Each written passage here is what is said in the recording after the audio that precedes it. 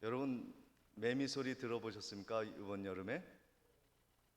저는 매미 소리를 들을 때마다 여름에 꼭 한 번, 두 번씩 음미해 보는 시가 있습니다.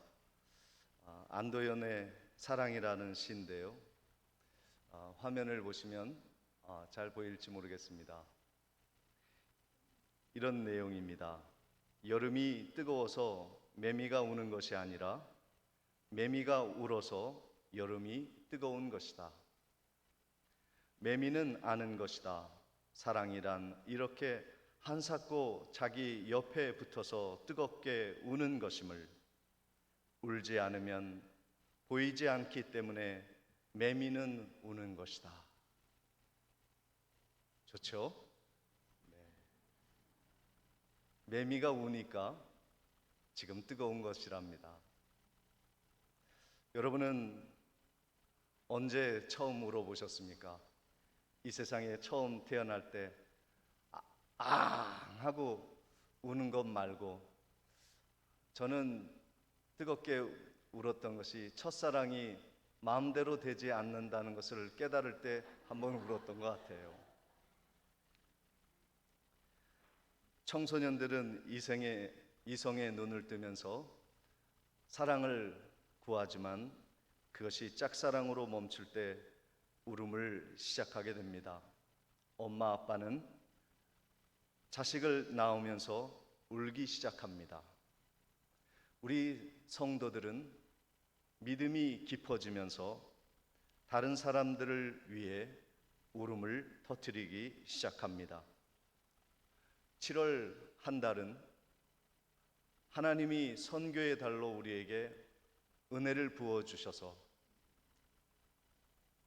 한 번도 가보지도 만나보지도 못한 사람들을 찾아가 눈물로 그들을 구원하는 교회를 세우는 일을 시작하려고 합니다. 탄자니아 기로사 장로교회를 건축하는 일을 위해서 하나님이 우리에게 먼저 눈물로 그들을 바라보고 기도하는 일을 시작하라 하십니다. 왜 그렇습니까? 선교란 돈으로 능력으로 할 수 있는 것이 아니고 눈물의 기도로 시작하는 것이며, 하나님이 우리를 얼마나 사랑하시는지, 하나님이 이 모든 선교의 일을 주관하시고 앞장서 주시는 것이다 고백하는 일이 선교이기에 오늘 우리는 기도하며 선교를 준비하려고 합니다. 선교의 주제는 사람이 아니라 하나님입니다. 사람을 얼마나 이롭게 하고 행복하게 하느냐가 선교의 문제가 아니라 하나님이 존재하고 계시며 살아계시며 영광 받으셔야 한다는 그 일을 위해서 우리가 선교를 시작하는 것입니다. 선교는 누가 가는 것인가? 우리 교회의 세 번째 목표는 보냄받는 교회가 되는 것입니다.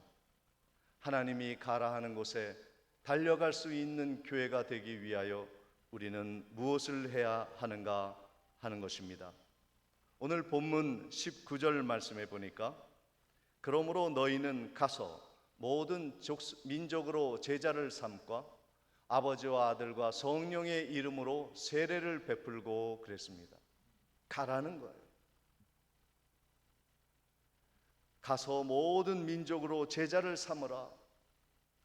우리 모두는 보냄받는 사람이 되었다는 것을 의미합니다. 어떤 분은 그렇게 이야기할 수 있습니다. 선교는 누가 하는가? 목사님, 나는 아직까지 남을 위해 울 준비가 되어 있지 않습니다. 나는 선교에 시읒자도 모르는 사람인데 어떻게 선교합니까? 아닙니다. 선교는 하나님의 사랑을 받은 모든 사람들이 감당해야 할 보편적인 명령이라고 하는 것을 말씀하여 주고 있습니다. 모든 민족에게 가라, 가라 말씀하여 주십니다. 우리가 능력이 있어서 도와줄 힘이 있어서 선교하는 것이 아니라 하나님이 가라 하시기에 우리는 순종하며 가는 것이 선교인 것입니다. 작년 말에 탄자니아 이용건 선교사님이 우리 교회에 와서 저쪽쯤에 앉아서 아이들이 이곳에서 찬양을 하는데 눈시울이 뜨거워서 이렇게 눈물을 훔치고 또 감동하고 계신 모습을 제가 이 강대상에서 바라보았습니다. 왜 우시는지 나중에 물어봤더니 30년 탄자니아 선교를 하면서 이런 성탄절은 처음 경험해 본다 말씀을 하시더라고요. 외롭고 힘든 그 오지에서 가난하고 병든 사람들을 늘 바라보면서 성탄의 기쁨도 잊고 살았던 30년을 회상하면서 눈시울을 적시었습니다.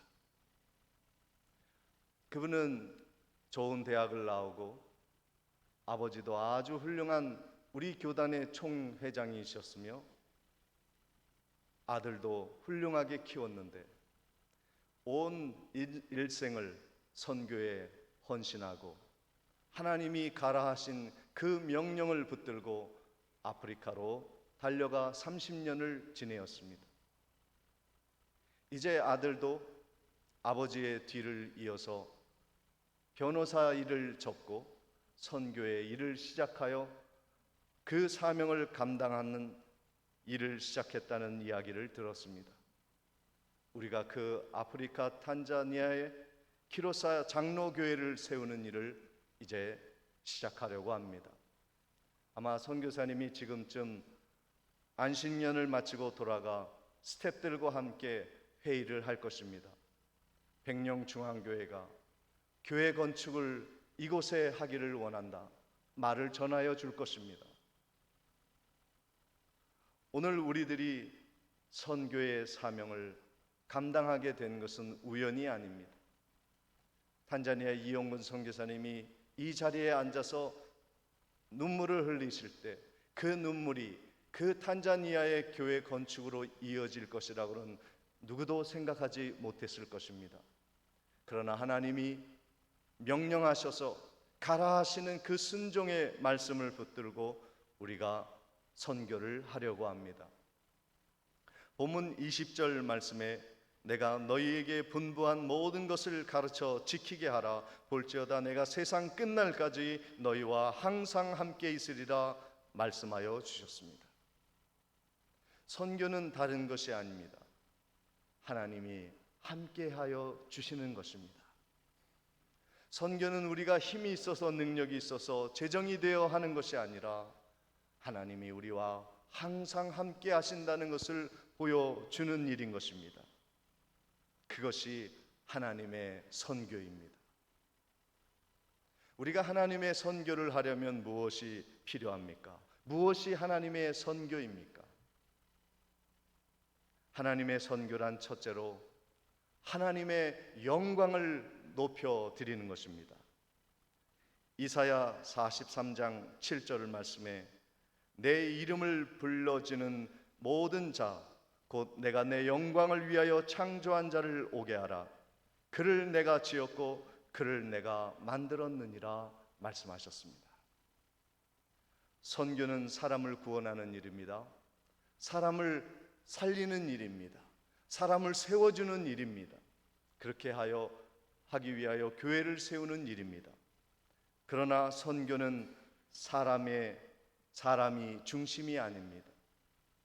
사람들을 이롭게 하고 복지의 일을 하고 행복을 주고 사람들의 삶을 개선해 주는 일이 선교가 다가 아닌 것입니다. 선교는 그 주인공이 하나님이십니다. 하나님이 영광 받으시는 일을 하기 위하여 우리가 선교를 하는 것입니다. 선교 자체가 목적이 아닙니다. 교회 세우는 것 자체가 목표가 아닙니다. 선교의 목적은 하나님 영광인 것입니다. 그래서 선교를 이루기 위해선 하나님의 영광을 높여드리는 예배의 부흥이 시작이 됩니다. 지금 우리의 예배는 어떠합니까? 나는 이 아침에 하나님께 드리는 이 예배가 감격스러운가? 감동적인가? 정말 잊지 못할 경이로움 속에서 드리는 예배인가?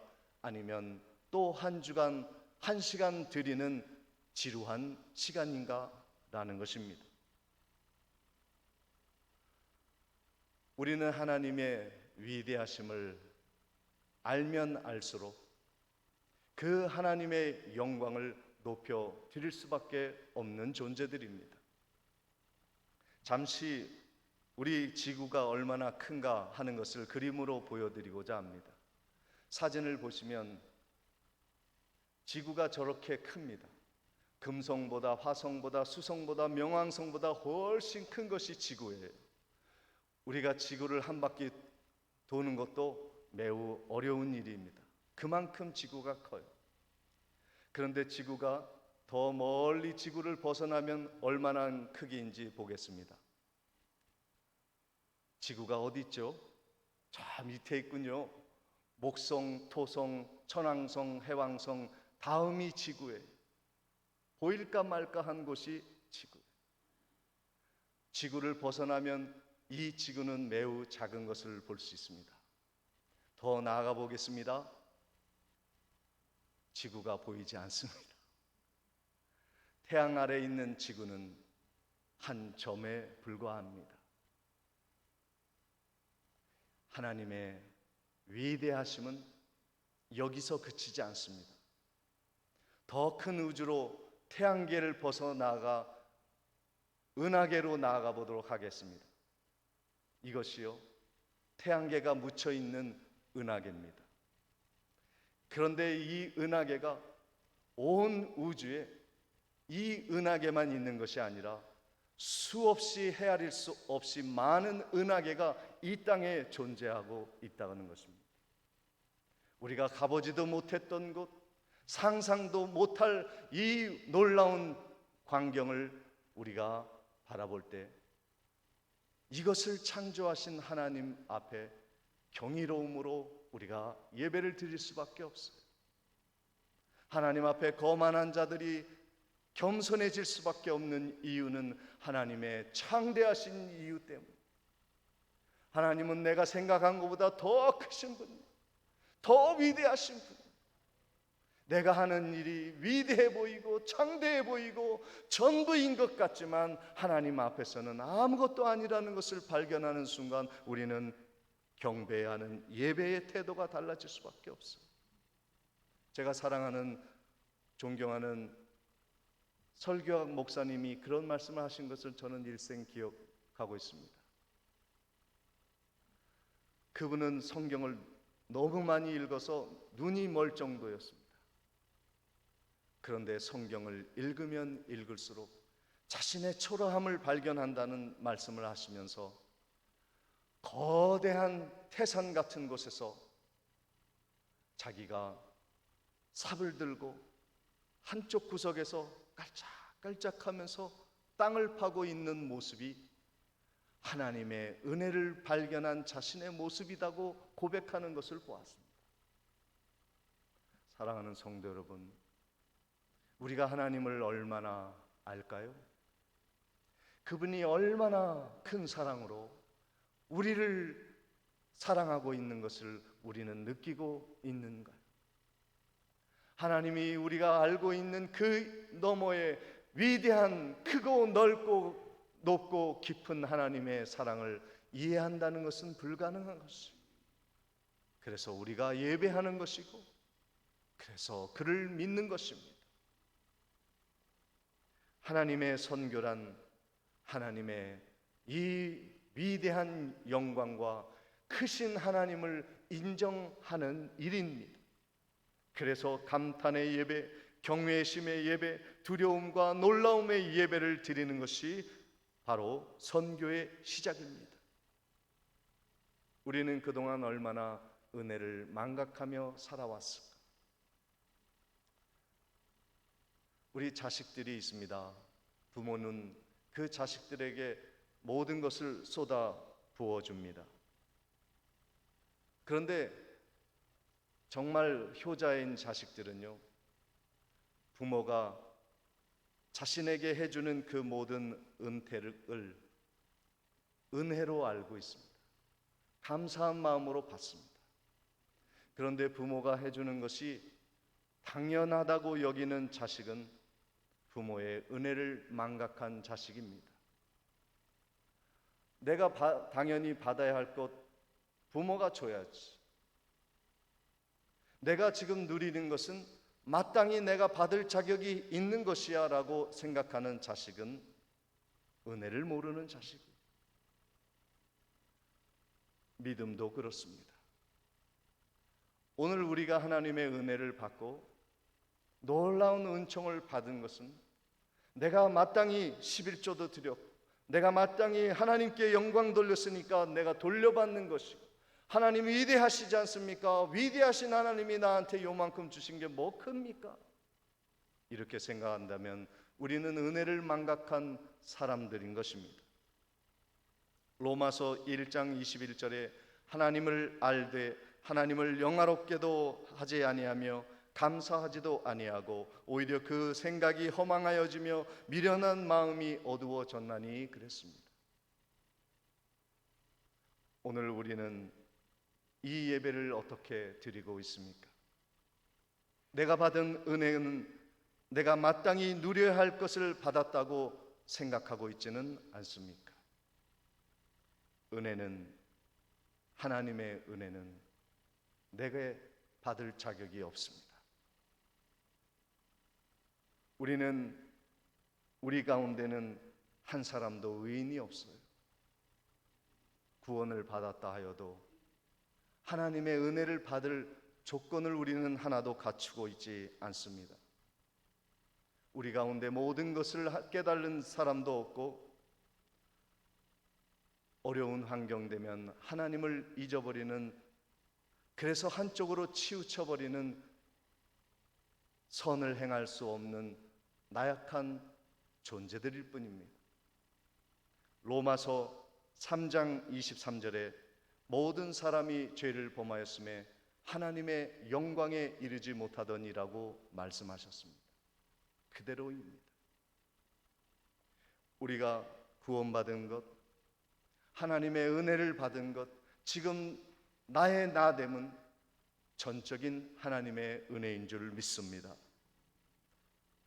하나님의 영광, 하나님의 그 자비로우심을 진정으로 예배하는 그 은혜를 경험할 때 선교가 시작이 되는 것입니다.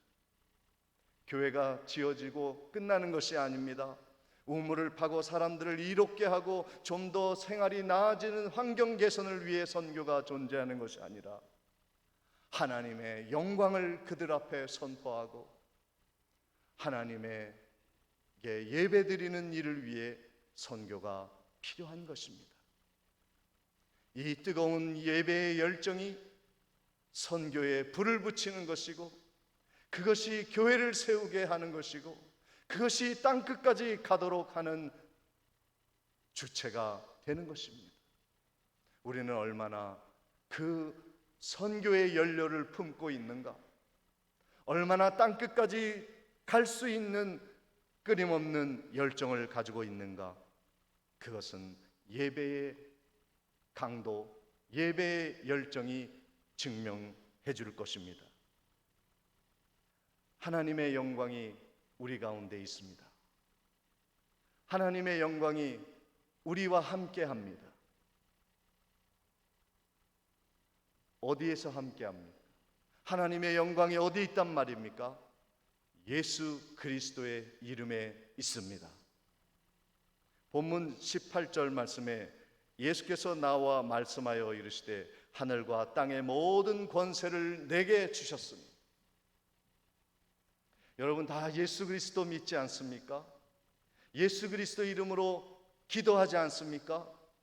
하나님이 그 예수 그리스도의 이름 그 위에 천하 만물의 영광을 부어주셨습니다. 우리들이 할 일은 그것입니다. 예수 이름으로 기도하는 것. 이 하늘과 땅의 모든 권세를 가진 예수 이름을 가지고 기도하는 것마다 하나님이 무엇을 구하든지 응답해 주시겠다고 약속해 주셨어요. 우리는 기도하며 그 은혜를 퍼나르기만 하면 되는 것입니다. 얼마나 큰 은혜입니까? 하나님의 영광이 예수의 이름에 있어요. 기도하세요. 기도를 쉬지 마세요. 하나님이 베푸신 그 은혜를 무시하지 말고 기도를 통해서 여러분이 원하는 모든 것을 가지세요. 이것은 하나님의 약속입니다. 오늘 예수 그리스도의 십자가의 은혜, 그 은혜가 하나님의 영광을 담고 있는 것입니다. 마지막으로 하나님의 선교는 하나님의 긍휼을 누리는 것입니다. 하나님의 영광을 통하여 우리는 예배를 드리고 하나님의 긍휼하심을 경험한 사람은 섬김으로 세상에 나아가 선교를 하는 것이 바로 하나님의 선교입니다. 하나님의 영광을 본 사람은 하나님의 긍휼을 누릴 수 있는 것이고, 하나님의 긍휼을 잃은 사람은 자비로운 마음으로 잃어버린 사람들을 찾아 나서기 시작합니다. 마가복음 10장 45절에 인자가 온 것은 섬김을 받으려 함이 아니라 도리어 섬기려 하고 자기 목숨을 많은 사람들의 대속물로 주게 하려 함이라 말씀해 주셨습니다. 예수님은 이 땅에 오실 때 하나님의 긍휼을 가지고 오셨어요. 하나님의 사랑의 러브레터, 사랑의 소나타, 이 하나님의 놀라운 긍휼의 은혜를 가지고 이 땅에 오셨어요. 섬김을 받는 것이 아니라 섬김으로 그 긍휼을 실현해 주셨습니다. 우리들이 구원받은 것, 우리들이 지금 이 자리에 앉아 하나님의 의인으로 선한 사람으로 인정함을 받는 것은 바로 예수 그리스도가 십자가에서 대신 우리를 위해 죽으셨기에 가능한 일인 것입니다. 선교의 정신은 희생하며 죽어지는 거예요. 다른 게 아닙니다.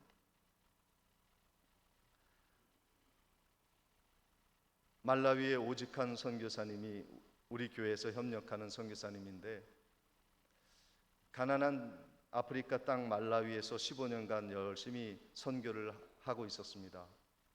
몇 년 전에 갑자기 귀국을 하여 어떻게 오게 되었는가 하는 것을 같이 이야기를 나누면서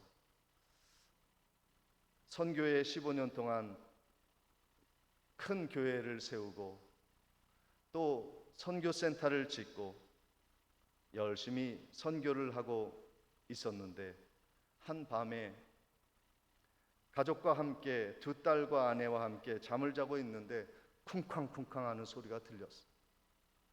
보니 강도떼가 들어온 거예요. 황급하게 잠옷 차림으로 창문을 뛰어넘어가 피신하여 온 가족이 목숨은 건졌지만 모든 것을 잃어버렸어요.